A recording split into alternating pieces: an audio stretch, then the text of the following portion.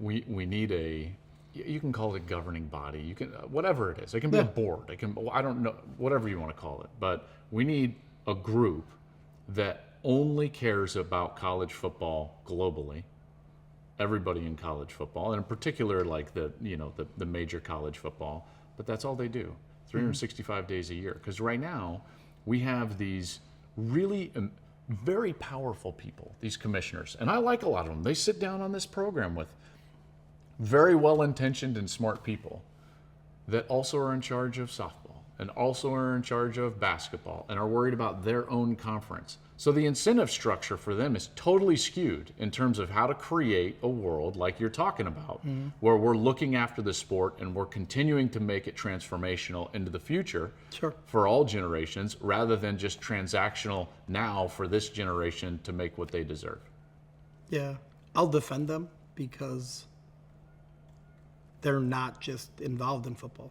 So if I'm the commissioner of the Pac-12 or the SEC or the Big Ten, they're the commissioner for all sports. Well, that's what the issue is. And I'm with you is that, but I don't know if in the rules of our United States government, you can separate one sport from another sport. Because now you bump into Title IX and opportunities for women, which we should be providing. Absolutely. And I understand that. And I think the whole model of that football and basketball are funding these other sports is what everybody is really the biggest hang up, because if the revenues that are produced in our sport are given to the players, which a lot of us believe should happen, then what happens to the other sports?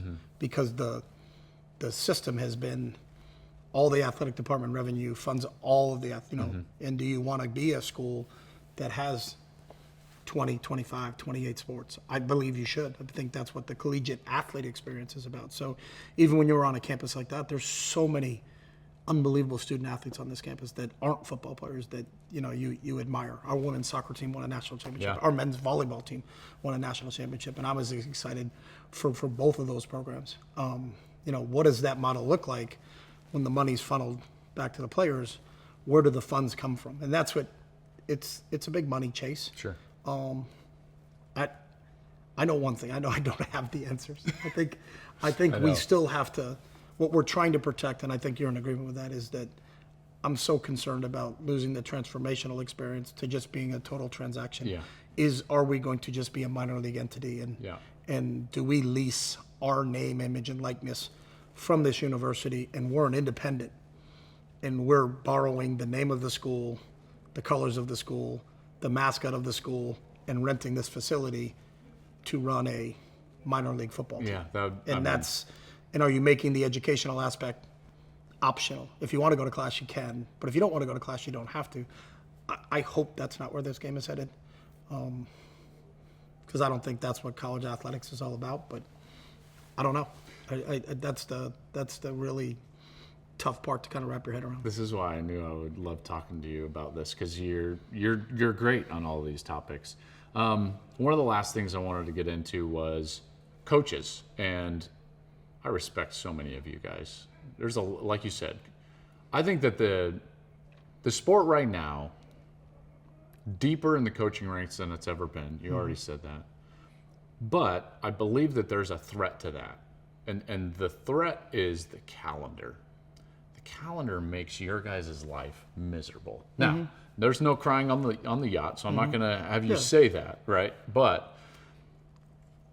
there's got to be some way that we can help fix the calendar to do a lot of different things. Yes, help the coaches in terms of their quality of life, their ability to construct a roster. But then this also goes into the transformational aspect of, once you build a roster, we need to understand what spots are available on the yacht, which right now it's pretty crazy because it all happens in 1 week right after, in the first week of December. You're doing transfers, you're doing NIL deals, you're doing early signing day. What do we need to do with the calendar? The calendar is actually better than it's ever been, which is crazy to say. Because kids could visit all summer. Okay. So you never got any summertime off. That's right. Kids could visit in February after the signing date. So at least they've gotten to February is a dead period where students can't visit, coaches can't go off campus. July is a dead period. So it's better than it's ever been. I don't really have an answer, because Do we need to space it out? Let me start with this. Let me give you some idea. Do we need to space it out more similar to the NFL, where it's like transfer is open, then signing day happens, where it's separated. Yeah. So you're not trying to fill all those seats all at once. Here's the issue that people don't think about. So you look at an overall calendar, you have to factor in, and this is a novel concept, I always check on this, we always forget about school. So for a kid to transfer, when does school start in January? Well, we want to go from January 1 to January 15. Well, if it's January 15, they're not getting admitted here because they need to be here on the first Monday in January. So some of the decisions, and we say, why is that the window? Well, because there are some schools, there are different schools. We're a quarter school. Mm-hmm. We're not a semester school, so we're not even on the same schedule as an Alabama or other schools out there. You know, we're in a different schedule. So for a kid to be enrolled here it is different than if a kid to be enrolled there, because it's the one thing is I don't know if there's a universal one for all of them because everybody has a different kind of schedule. Most of the decisions about when the portals are open and things like that contingent on school. Like for us, we were in the middle of spring ball because we're on the quarter system. So spring ball for us was the month of April. Mm-hmm.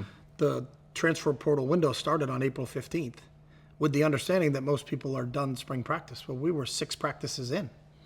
But because the semester schools needed to have a decision by May 1st so that kids could enroll somewhere for the summer program, when we're right in the middle of it, and I know there's not many of us that are on the quarter system, but there's not a universal calendar helps. Sure.